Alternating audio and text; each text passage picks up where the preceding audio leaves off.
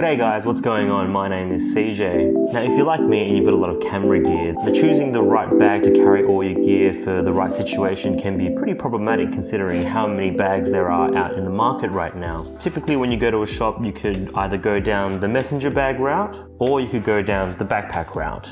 Now I'm going to confess I own quite a lot of camera bags, and so I've got a decent amount of both messenger and backpacks. But today I'm going to be talking specifically about a backpack that's just come in, made by a company called Wandered, or more specifically, Wandered. Anyway, for those that don't actually know Wandered, they're a little startup that used the help of crowdfunding to launch their own backpack called the Provoke.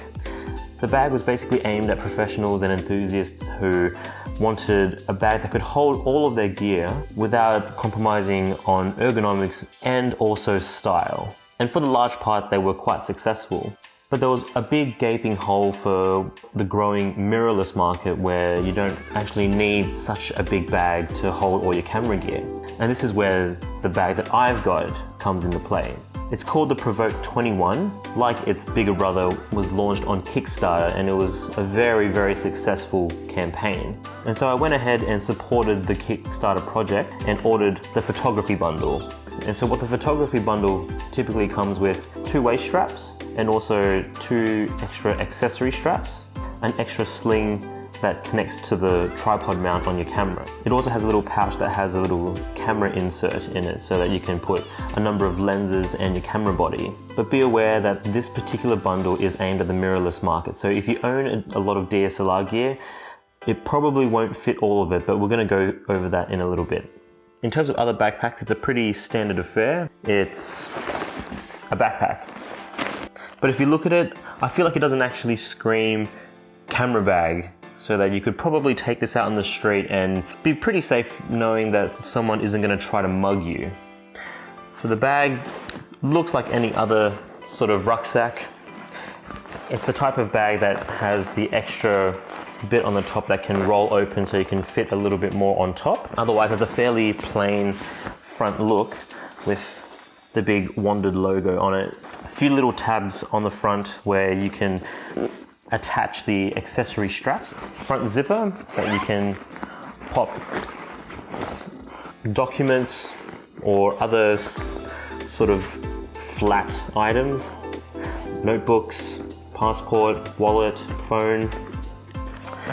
And it's important to note that the zippers, they're designed to be water resistant as well. We flip to the back, standard affair, don't take note of this. This is just the Peak Design Capture Pro, but in terms of the rest, you got 2 fairly well padded straps, a couple of extra grooves that will also help attach the accessory straps. On the bottom, just behind each strap, you can see there's a couple of little attachment points which will attach the 2 waist straps. So when you've got a little bit extra heavy gear, that'll provide a little bit more support. And as you can see, there's a really nice foam padding on the back which is also vented, and that'll provide a little bit of ventilation, so it'll help with those sweaty days when you go on hikes. At the bottom there's a little passport pocket. It fits the passport quite nicely, and another little pocket to store something a little bit extra. I do like these little handle straps actually. They use magnets to attach to one another, so they're quite easy to pull apart, but they also feel quite solid as well. So on the right side, you can see that there's a little strap plus another pocket. So you can either put a water bottle in there, or you can pop a little tripod and use this strap to secure it, which is quite useful. So now if we pull apart the handles and look at the top, there's another weather sealed zipper that goes into what you could probably store just some sunglasses and a few little extra bits and pieces. So now we'll pop the back open, and it basically reveals the insides. When open, it lies completely flat like this. These are the 2 accessory straps that you can attach. I've got them attached so that it keeps the back open at a bit of an angle, so that if I'm on the go, I can actually open my bag, grab my lenses, nice and quickly without needing to put my bag down on the ground, and I can just strap this on back to front. So I find that's quite a useful feature. But you can also use these little straps to attach onto the bottom if you've got a bigger tripod. So just behind the back flap is where you can put your laptop, iPads, or other important documents. And so the inside's got a nice protective felt lining that's going to protect your gadgets quite nicely. Let's just have a test. Pop it in here, flip it over. As you can see, fits in quite nicely. So this is just where the main storage compartment is, and both pockets are pretty much secured by zippers. So the bottom zipper opens up into where, in my case, it holds the camera gear. So you just pull it out, fully zipped up.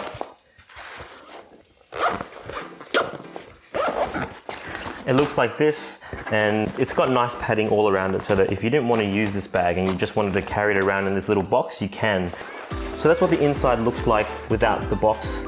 As you can see, there's a decent amount of space already, but inside the bag itself, there's a little bit of extra padding so that you can divide the bag up even further. And there's Velcro lining the inside of the bag to make it easier. Attach each foam segment, and there you quickly have 2 extra compartments. So if you didn't want to use this bag as specifically a camera bag, then you have 2 different compartments to store different things, such as your clothes in this big compartment and then some toiletries in the top compartment. And if you really needed more space, then you could unroll the top to give you a little bit more. As you can see in the inside, there are little hooks which, as you can see, will be able to help secure the photography box into the bag so that it doesn't slide around or move when you're actually on the go.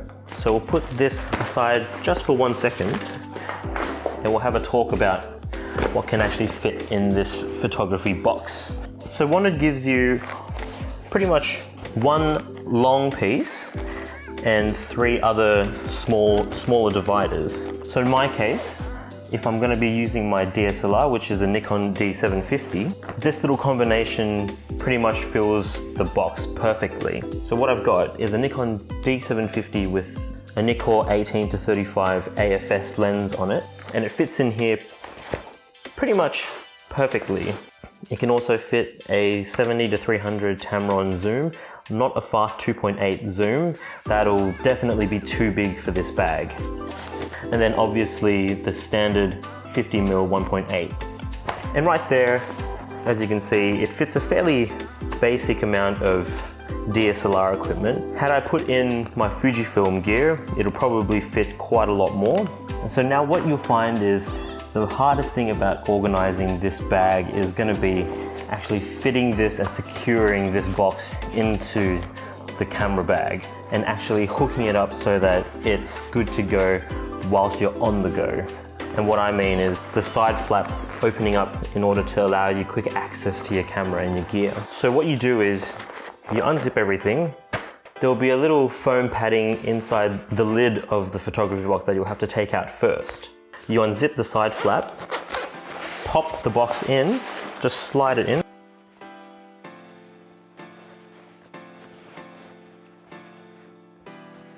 I'll also give a warning that the picture drawing that they provided as instructions on how to install this box, they weren't particularly good.